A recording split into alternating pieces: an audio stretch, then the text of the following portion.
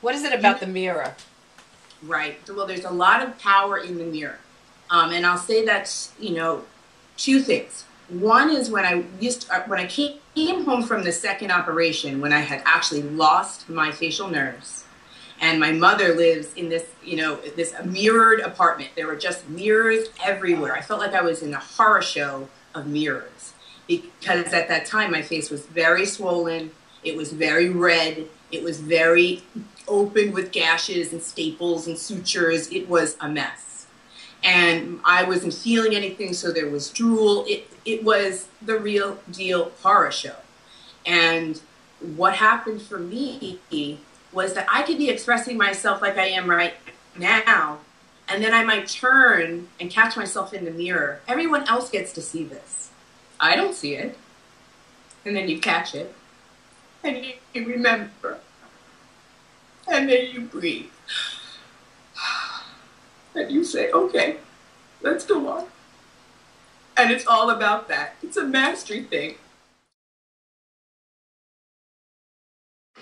Once people found out I was going there, one of the authors that had their book taken out of the curriculum, TV stations there, they were trying to get into the schools, and the superintendents, they wouldn't let anybody in there except the New York Times. So the New York Times, they were able to bring in a photographer and the reporter Mike Weinrib, and they were there for the whole day.